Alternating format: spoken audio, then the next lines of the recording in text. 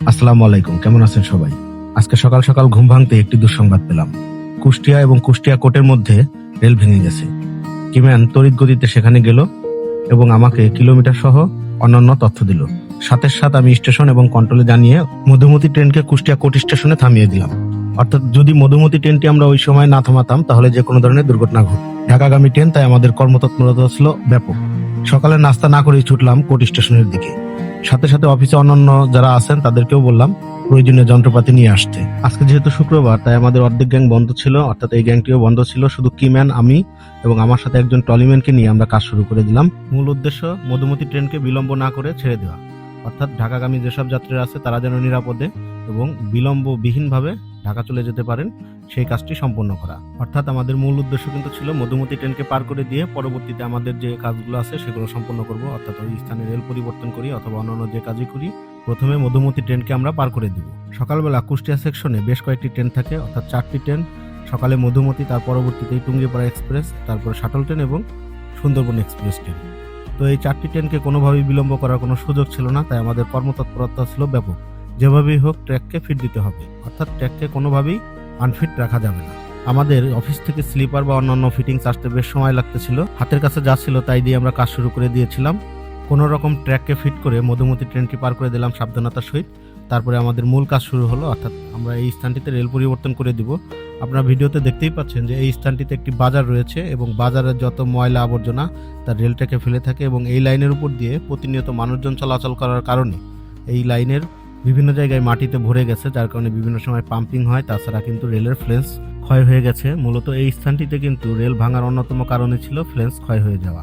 পরিস্থিতি যাই হোক আর দিন যেটি হোক, আমাদের কিন্তু রেল ট্র্যাকের নিরাপত্তার স্বার্থে সবসময় কাজ করতে হয়। অর্থাৎ রেল ট্র্যাককে ফিট রাখতে যে কোনো মুহূর্তে রেডি থাকতে হয় কাজ করার জন্য, যে পরিস্থিতি হোক। অর্থাৎ আমাদের কাছে স্টাফ থাকুক বা যন্ত্রপাতি থাকুক আর না থাকুক, আমাদেরকে কিন্তু হাতের কাছে যা কিছু থাকবে সেটা নিয়ে কাজ শুরু করতে হবে।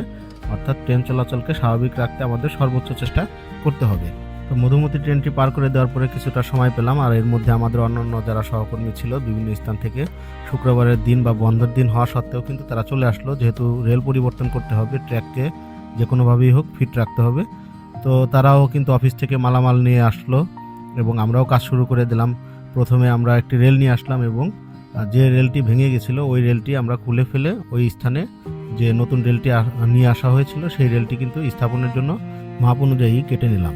তার পরবর্তীতেই কিন্তু রেলগুলোকে ফুটো করে ফিশ প্লেট লাগিয়ে দিলাম। এর জন্য কিন্তু আমরা 2 ধরনের মেশিন ব্যবহার করেছি, একটি হচ্ছে রেল কাটিং মেশিন আর একটি হচ্ছে রেল ড্রিলিং মেশিন। আগে কিন্তু একটি সময় এই কাজগুলো অনেক সময় হ্যাকসো ব্লেড এবং র্যাসেট ব্যবহার করা হতো। র্যাসেট সম্পর্কে যারা জানেন না তাদেরকে একটু বলে রাখি, র্যাসেট হচ্ছে ড্রিলেরই একটি যন্ত্র, সেটি হাত দিয়ে চালনা করা হতো এবং প্রায় একটি ফুটো করতে 2 থেকে 3 ঘন্টা বা অনেক সময় তারও বেশি সময় লেগে যেত। 2 জন মানুষ 2 পাশ থেকে রশি টানতো এবং বা শিকলের মতো টানতো, তারপরে কিন্তু রেল ফুটো হতো। অর্থাৎ গ্রাম অঞ্চলে অনেক ক্ষেত্রে দেখবেন যে বাঁশে বা কাঠের মধ্যে যে ফুটো করার জন্য হাতের ড্রিল ব্যবহার করা হয়, ওই টাইপের একটা জিনিস। তো এখন আমাদের কিন্তু অনেক আধুনিক মেশিন আছে যেগুলো দিয়ে খুব সহজেই কিন্তু রেল কাটা যায় এবং ছিদ্র করা যায়। অর্থাৎ একটি রেল ছিদ্র করতে সর্বোচ্চ 1.5 মিনিট থেকে 2 মিনিট সময় লাগে, বা একটা রেল কাটতেও কিন্তু ঠিক এরকম সময়ই লাগে। তো এখন অপারেশন কাজ অনেকটাই সহজ হয়ে গেছে।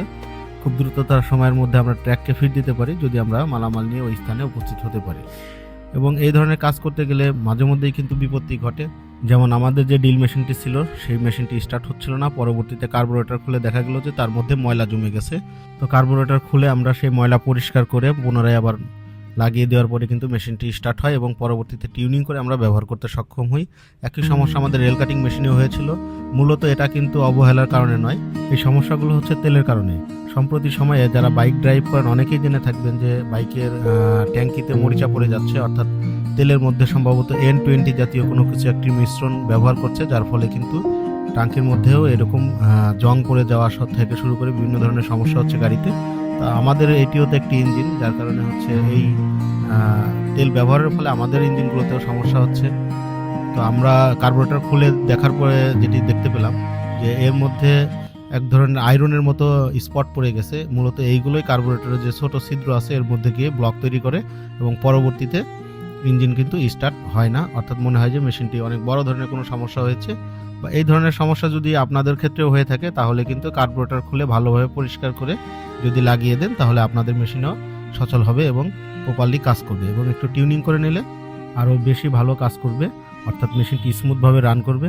তো কাজের ক্ষেত্রে কিন্তু এই ধরনের বিপত্তি ঘটতে থাকবে এবং তার জন্য মানসিক প্রস্তুতি রাখতে হবে যে যে কোনো মুহূর্তে মেশিন নষ্ট হতে পারে, এবং তার অল্টারনেটিভ যদি কোনো অপশন থাকে সেটিও রাখতে হবে যেন কোনোভাবেই কাজ বিলম্ব না হয়। অর্থাৎ অপারেশনাল কাজ যত বিলম্ব হবে ওই ট্র্যাকে কিন্তু ট্রেন চলাচল ততটাই বিলম্ব হবে, এবং ওভারঅল আশেপাশের স্টেশন কন্ট্রোল সব কিছুই এটা নিয়ে খুব ব্যস্ত থাকবে, অর্থাৎ একটা জটলা তৈরি হয়ে যাবে। এই জটলা ততক্ষণ পর্যন্ত দূর হবে না যতক্ষণ পর্যন্ত ট্র্যাক ফিট না হবে, অর্থাৎ যতক্ষণ ট্র্যাক ফিট না হবে ততক্ষণ পর্যন্ত দেখবেন যে ফোন আসতেই আছে, কন্ট্রোল থেকে আসতেছে, স্যারেরা ফোন দিচ্ছে, স্টেশন থেকে ফোন দিচ্ছে। কারণ রেল ট্র্যাক যদি ফিট না থাকে তাহলে কিন্তু সাধারণ যাত্রীদের ভোগান্তি হবে, এবং সেটি কিন্তু বাংলাদেশ রেলওয়ে কখনোই চায় না। তো যাই হোক, আমাদের মেশিন ঠিক করলাম এবং আমরা কিন্তু আমাদের অপারেশন কাজ সঠিকভাবে শেষ করে পরবর্তীতে আমাদের যে মালামালগুলো নিয়ে এসেছিলাম, অর্থাৎ মেশিনারিজ বা আমাদের যে ইউএস ট্রেলটি বের হলো সেটি কিন্তু আমাদের যে ম্যাটেরিয়াল ট্রলি আছে সেটিতে তুলে নিয়ে আমাদের যারা সহকর্মী আছে তারা স্টেশনের দিকে রওনা দিল, এবং আমরাও কাজ শেষ করে বাসার দিকে রওনা দিলাম। অর্থাৎ সকালে বের হয়েছিলাম সেই সকাল 9টায়, আর ফিরতে ফিরতে বাজলো 4টা।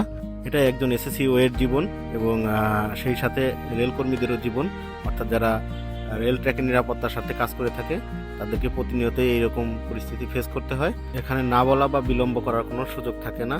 ধন্যবাদ সকলকে, ভালো থাকবেন, সুস্থ থাকবেন। আমাদের কাজ নিয়ে আপনাদের কোনো মন্তব্য থাকলে অবশ্যই কমেন্ট সেকশনে জানাবেন। আসসালামু আলাইকুম।